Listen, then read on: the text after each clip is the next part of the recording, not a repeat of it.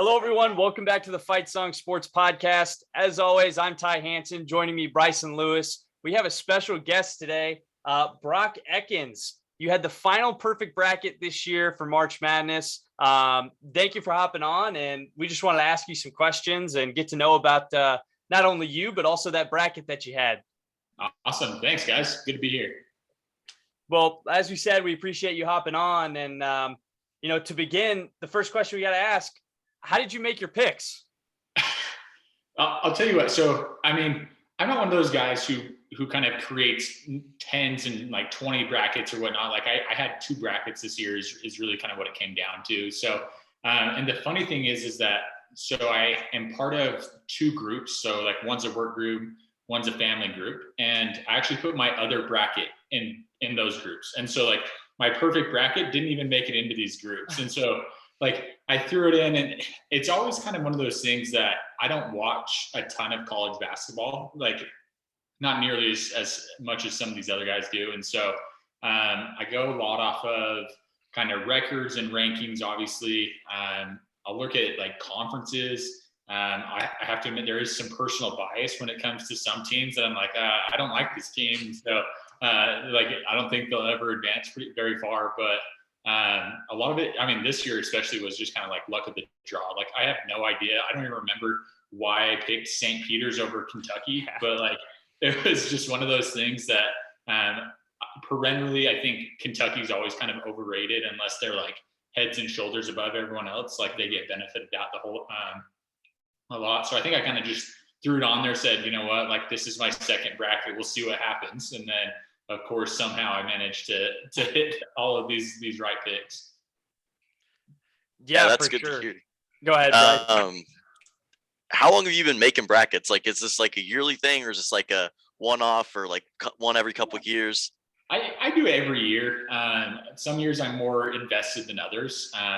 This year I wasn't like super invested. So I'm a big University of Utah fan, and so this year they're not in the bracket, or they're not in the tournament. They haven't made it for a couple of years. So I like March Madness as much as the next person, but it's just one of those things that usually I'm just there for like the upsets, and so I'm just there to have those close games where crazy things happen. But yeah, every year I'll fill out a bracket or two, put it in for like work or whatnot. But I've been doing that for years, ever since I can really remember. So just one of those things that, you got to do it for March Madness, right? Like, yeah. It's always fun to see what happens. Yeah, I think we're both kind of the same way. I personally get really invested into it and crunch numbers and everything. I don't watch a single minute of college basketball the entire year. And then the bracket comes out, and that's when I do all my number crunching and research. But unfortunately, you ended up losing that perfect bracket on the Iowa State LSU game. You had LSU picked and Iowa State won. It was a close game, pretty much down to the buzzer. What were kind of your emotions during that game, and knowing you had the last perfect bracket and that it was coming down to the wire? How are you feeling? Honestly, it's so dumb because like the odds of going like perfect through the whole bracket are 0 essentially. But like it is one of the most stressful things I've ever experienced in my entire life. I'm gonna tell you what, it was like just like this roller coaster of just like, like I'm so excited because like I'm the last one, and then it's like watching this game, and then like no one can hit shots, and I'm like more invested in a basketball game than I've probably been for a long time. And like I don't know, my wife would probably tell you like it's probably a good thing that it lost, like I lost the perfect bracket, because I probably would have been a nervous wreck over this last weekend watching the rest of the games. And so my bracket's still doing all right, but like I've lost a few more games. And so it's like, it's one of those things that as soon as it was like over and done with, it was this huge feeling of relief, because it was just like, all right, now I don't have to like worry about it. Like there's not this like added pressure, even though that there's really nothing you can do about it at that point. Like it's like, if you got the picks in or not. So yeah, that's completely relatable. Kind of like Ty said, we get super invested in it. And the very first game, we both had Michigan picked, and they were struggling in the beginning, and we were texting in a group chat with our buddies, just going off, all caps, like they need to get it together. I can't even imagine being in the second round or I guess the end of the first round and still be going. It's crazy. And like, it's one of those things too, like I've said, like, so my personal bias sometimes is it's like a lot of times, like who I know, like if they go for schools, like one of my good friends at work is a Chicago Loyola fan. And so on my like original bracket, I put them like going through, I was like, oh yeah, I'll throw her a bone. She's a big fan. So I was like, whatever. But then apparently when I was filling out this bracket, I was like, yeah, you know what, they're not winning. And so she was like all fired up at me because she's like, you're the reason they lost. Like she was going off on me. But then like when I got to kind of top like 60 or something like that, she was like, all right, like I'll guess I'm okay with it as long as the miracle bracket keeps going. Like I'll forgive you. So go ahead, Bryson. I was just gonna ask about, I mean, obviously you just talking about your work friend, but do you have like family and friends texting you, calling you the whole time? Are they invested in March Madness and stuff like that? Like, do they follow it along, and are they just following along with your perfect bracket at the time? oh yeah, like I had a couple friends who are doing it. Like some people were like reaching out. They're like, oh, my husband needs to see your bracket right now, and so they were making like screenshots that to like, I don't know if it was to prove it was me or to see kind of what my picks were coming up. And so I had that. I had like, it was really like, I mean, outside of like friends and family, like just like the amount of people that like followed me and like sent me like DMs and like all that stuff was the craziest. And it was really only like the last like 30 minutes. Once my bracket like hit like the last one, that was perfect. It was like all of a sudden my phone was like blowing up, and I was like I don't have a ton of followers. I had like 500, I think, when on Instagram when it started, and only like just over 100 on Twitter. And so then like, but within that like 30 minutes of the Iowa State LSU game, I literally went up like 200 followers. I had like 100 DM requests, and I was like, what is going on? But it was really cool though, because like I think I'm 99% of the messages were like, hey, like we're pulling for you. Like, hey, this is super cool. Like you're the GOAT, like GOAT bracket. And I was like, all right, guys, like whatever, cool. Like, but it was like really cool to see, because like I think people get caught up in the whole like online can be like a toxic environment. And so you almost think that like people are like, oh, like I hope you lose, like you suck. But really, I think I saw like one message that was like you're an idiot for choosing LSU, or just like some like that. And I was like, all right, like whatever. But like, yeah, like I just like, it was really cool seeing like the really like the support. They're like, hey, like I don't even care, but like we're pulling for you. Me and my buddies are all like watching the game, hoping LSU pulls it out. So it was cool. So one thing I noticed about your bracket, obviously, is you have Houston winning the whole thing, correct? Yeah. So personally, I am a huge Houston fan this year, obviously not in general, but just this year. I love this Houston team. I think they're fantastic. I've got them picked in my Final Four, I believe. What was kind of the mindset there and picking a 5 seed to win it all? Honestly, like I don't even know why. Like it's one of those things. So I was actually on a work trip out in California this last week, and as we were checking out of the hotel, we checked out on Friday, and so they had all the TVs in the lobby just kind of going off. And I don't remember what the stat was, but it was like of the last like 5 NCAA winners, like teams have hit like this percentage. And I don't remember what the stat was, but I remember Houston was like the second on that list. Obviously Gonzaga was first with like 25%. Then Houston, and I remember there was a third one that they showed, and I was like, you know what, like Gonzaga won last year, sure, right? But like we'll give Houston a shot. And again, like in my other bracket that I have, my first one I filled out, I have Gonzaga winning it. But in this one, I was just like, oh, we'll throw some difference, like see what happens. And so yeah, I just threw Houston in as kind of like on a whim. Like if I probably wouldn't have seen that show, I don't think I probably would have like sent them through all the way. But I was like, you know what, like we'll give them a shot. If Gonzaga doesn't win it, like I think that Houston has a good shot. They look pretty good so far. Yeah, absolutely. Who are your other Final Four teams? So I have Gonzaga, Houston, UCLA, and Providence, actually. Interesting. So a little bit of a dark horse on that one. Yeah, I think we both had Providence losing in the first round, and I think we just put up a graphic today on our Instagram, and I had them as my best performance. I mean, I think they were number 1 in luck on KenPom all year, and I mean, in the tournament, they've just been lights out almost. So, I mean, that's a pretty good pick by you. Yeah. It's again, like it's one of those things that like on this bracket, I think I just kind of said, you know what, like here's like the crazy scenarios of what could happen. Like some of these things that were just like kind of going off. So it's working out so far. Yeah, for sure. I mean, what was it like when you saw ESPN, CBS, NCAA, all those guys posting about you, and there's, you kind of got down and there's 10, there's 5, there's 2, and then it was just 1, and were you sitting there screaming, "That's me, that's me"? What was that like when you saw all these major accounts tweeting about you and your bracket? That was exactly, yeah. I was like, hey, that's me. Like I commented on a few, and then like people were started like going back to like the fake accounts and stuff like that. Like people are trying to say like, oh, that's my bracket, and people were actually like coming to my defense. So like, you're wrong. Like it's actually this dude. And I was like, thanks guys. But like, yeah, it was cool. Like I kind of kept waiting for one of those big like networks or something like that to like slide in my DMs. I kept like refreshing, watching for like ESPN, March Madness, like someone like give me like one of those big accounts to like reach out. But I think if I would have gotten the rest of the way through round 1, then probably I would have got something. But yeah, it was crazy just like watching that. And so the funny thing is that as I was watching my name like climb the leaderboard, I kind of kept screenshotting on my phone. I was like, hey, you know what? Like this is like the greatest run I'll probably ever have in my life. So I was like sitting screenshotting after every game. I was like, all right, there's like one more. And so I like have this whole roll of like pictures and screenshots just to like prove down the road, years down the road, that hey, you know what? Like I did it, but like it didn't last super long. Yeah, for sure. You're talking about taking those screenshots of you climbing up the leaderboard. At what point did you realize like I got something special going here?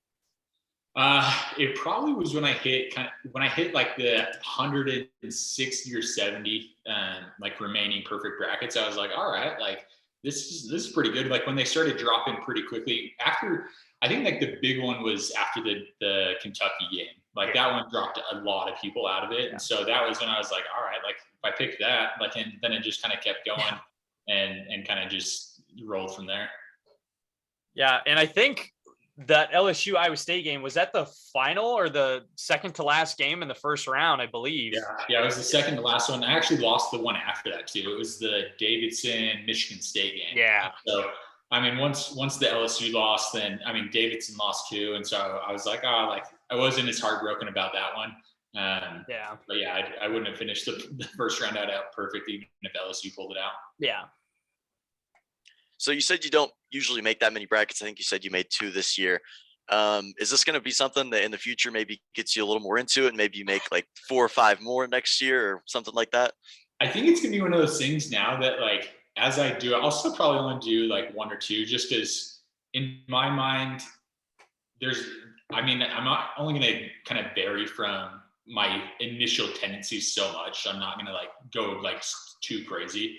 But now it's going to be like a disappointment. If I start losing in like the first couple of games, it's going to be such like a letdown. Like, oh, like I didn't even make it like half as far as last year. And so, I mean, I hope I can kind of somehow pull it out again, like in the next couple of years, but we'll see. It doesn't happen super often. I mean, 17.5 million brackets or something like that. So it's the odds of even getting as far as I did were super small. Absolutely. And how many apps did you have that bracket on? Was it just ESPN that you had it on, or had you made it on any other apps? I know ESPN is pretty much the most popular and what we have all of ours on as well. Yeah. The 2 groups that I was in are just on ESPN, so I don't bother with kind of going to any of the other ones. But maybe in the future now, like I'll just throw it on there just in case something crazy happens. But yeah, I just did it ESPN this year. Yeah, I usually do the same thing, just ESPN, and then I believe I did the CBS one as well, just because I have it on my TV, and it gives me the updates, on my TV when I'm watching. Awesome. But I believe pretty much everybody's on ESPN, and I think that's one of the things that you can see on ESPN who's got the top on the leaderboards, but you don't know about the other apps, and I just wasn't sure if you had that exact same bracket on multiple apps or it was just ESPN. Yeah, just ESPN. So pretty much go where people are like, hey, we have a group on this one, so I'll just stick with ESPN. Headed into the Sweet 16 here. What's the state of your bracket? I've looked through the leaderboards and I haven't seen you up there. Where are you at headed into the Sweet 16? Yeah, I dropped. I mean, not super far. Like I'm still up there. I think I'm like 7,000th place or something like that. So I mean, but I'm still like the crazy thing is that like 7,000th place doesn't seem super high until you think about like that 17 million of them. So yeah, I mean, I have a max of 1,700 left. I had LSU going pretty far.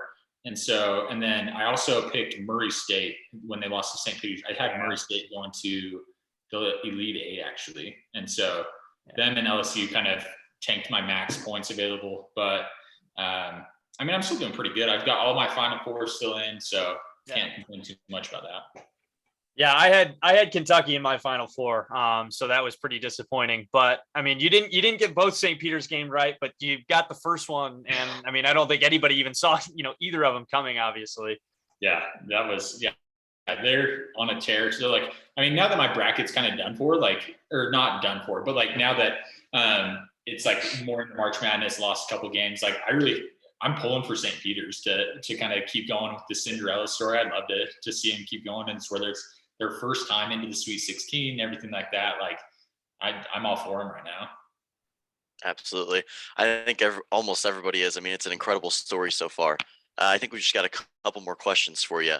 Do you have any more upsets coming up that you've got picked so far? Obviously, Houston's your national champion, and that'll be a couple upsets if they get past Arizona and things like that. But any outside of Houston you've got coming up?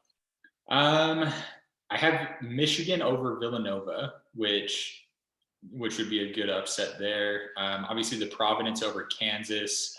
Yeah, so I guess I have like 50-50 upsets coming to the Sweet 16.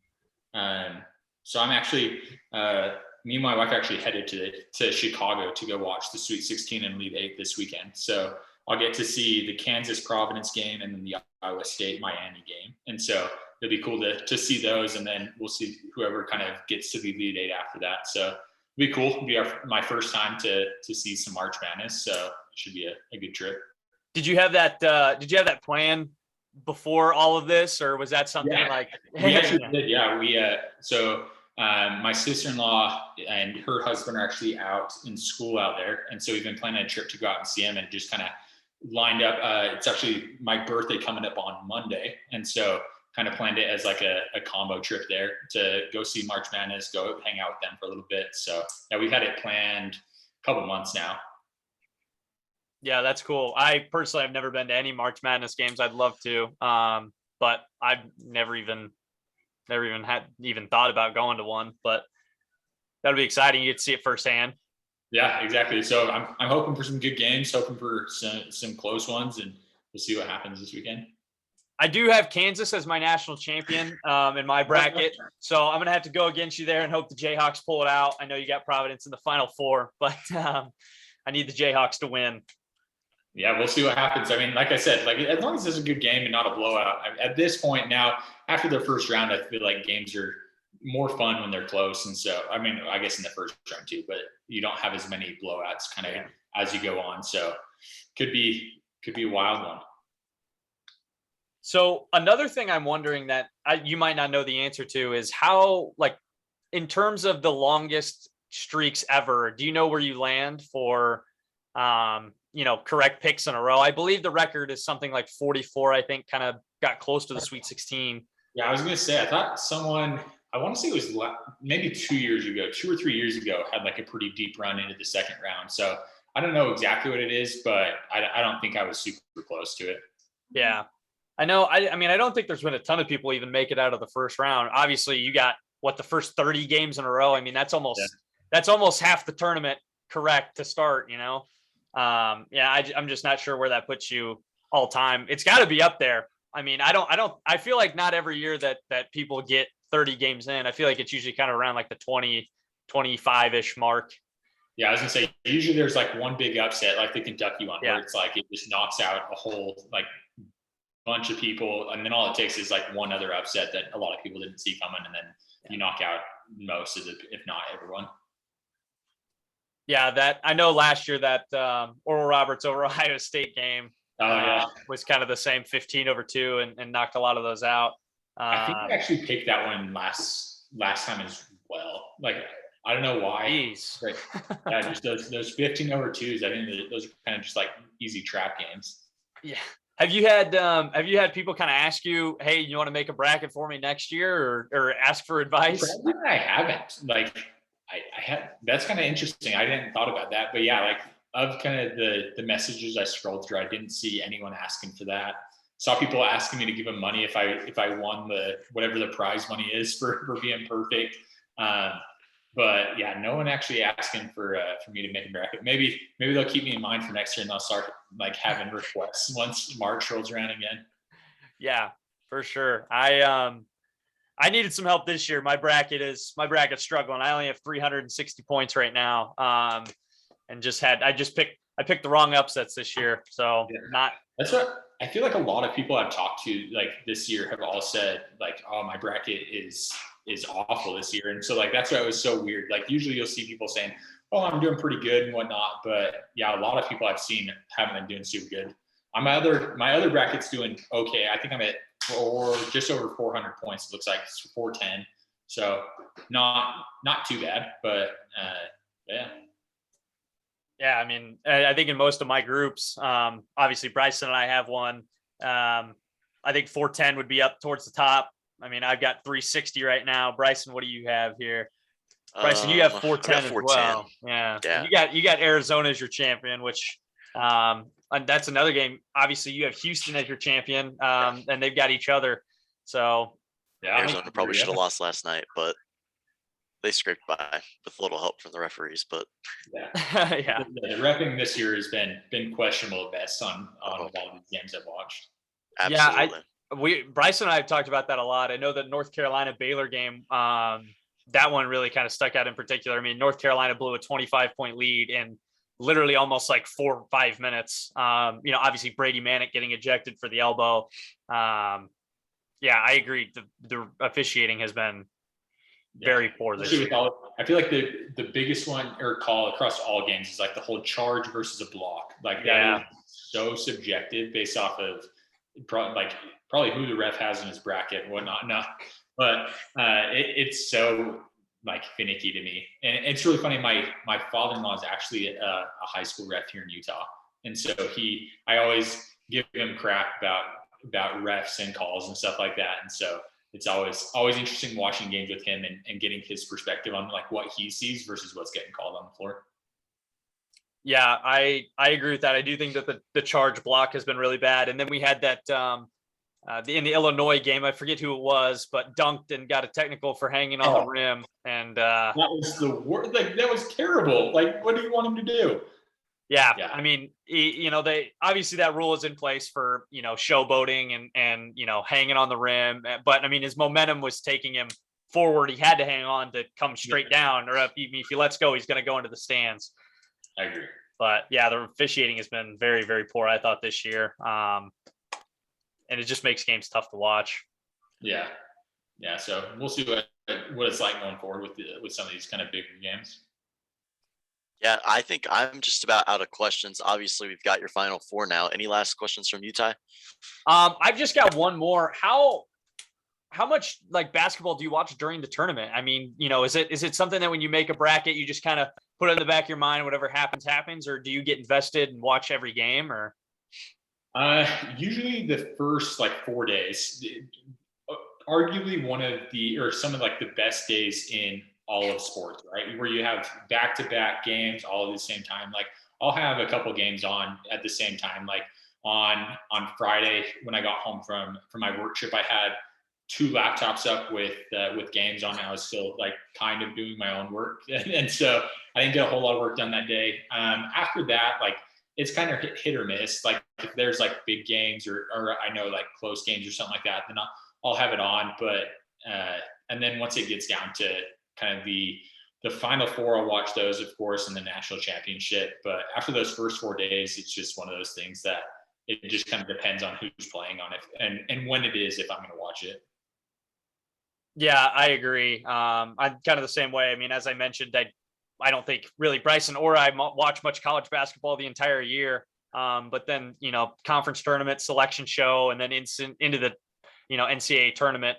my eyes are glued to basketball the whole year. And I mean, I'm putting in hours and hours and hours of research just for my bracket to be horrible. That's got to be the frustrating thing, is that, like, that's what, even for me, like, every year you have people who are like, oh, I picked the bracket based off of mascots, or I picked it off of like what colors I like the most. And I'm like, how are you guys doing better than I am? And so, like, it's always like one of those things that it blows my mind of, like, really anything can happen in March. Like, it's just the craziest things are going to happen and people are going to get lucky. And so that's kind of what I chalked it up to this year is, hey, like, usually I do all right, but this year I just kind of got that extra luck. Yeah, I know for me, the last, I believe 3 years in a row, every year I do a normal bracket and I do a coin flip bracket as well. So, I literally just flip a coin, heads, the top team advances, tails, the bottom team advances. And the last, I believe 3 years in a row, my coin flip bracket is finished with more points. So that just tells you, all the research and everything that I'm doing is really paying off, that, a 50-50 coin flip is doing better than all the research I put in. Well, the funny thing is that as I was filling out kind of my second bracket, I threw, there's like an auto pick feature on ESPN. And I was like, autofill based off of like BPI percentage or something like that. And I did it. And if I remember right, it said that Kentucky was going to be the champion. And so obviously that's not happening. But so it's like one of those things that no one knows. Like, there's no way that someone can predict any of these games. So it's crazy. Yeah, and I mean, I think just going back to your bracket, obviously that's kind of the whole point of how fascinating it is that, I mean, even a 50-50 shot at a game, which games obviously aren't, there's a team that's favored, getting 30 in a row right is just incredible. I mean, you can pick all the favorites and, it's not going to happen. You got to pick the right underdogs. And then if you pick the wrong underdogs, you're not only are you missing that upset, but you're also missing the one that actually does happen too. So, just to get 30 in a row, I think is incredible. And obviously congratulations to you. Unfortunately, you lost it. When I saw that you had the last one standing, I had Iowa State in that game and you had LSU. And honestly, I was like, I don't care. My bracket's done. My bracket's burnt out. Like, I want him to go perfect. I want him to get it this be the year. I didn't even care about my bracket anymore. Yeah, no, it was fun. I mean, honestly, like I said, it was definitely, March Madness is already like one of the coolest times of the year, right? With all of the games, anything can happen. And then this just added on to all that, made it, I don't know, just that much more exciting, even though, yes, it was stressful, but it was a good time. Yeah, I'm sure. Like, I can't imagine how stressful, but also like just thrilling that would be. Yeah. So it was cool. All right. Well, I think that's pretty much all we got for you today. We appreciate you hopping on. Very fortunate that out of all the people that have, spoken to you and tried to get a hold of you, we were able to get you on. We really do appreciate it. Once again, sorry you lost it. I was really hoping you were going to keep it perfect the whole time and get 63 right. Yeah, that'd be cool. Maybe next year. Yeah, I hope so. I hope you get another run next year and we can have you back on again. That'd be awesome. Yeah, that works for me. All right. Well, we appreciate it. Thank you very much. You guys got to get a little bit of insight on the man behind the longest perfect bracket this year. You guys can go follow him if you want to drop your Instagram or anything. That's up to you. Instagram is Ekins, EKINS 24, and then Twitter is just Ekins 24. So find me there. All right. Once again, thank you very much. Brock Ekins, ladies and gentlemen, the man behind the almost perfect bracket. So we will see you guys later again this week with our regular episode, weekly episode. Check us out, Twitter, Instagram, just at Fight Song Sports. And then as always, episodes uploaded to YouTube and SoundCloud. Thank you guys very much for listening.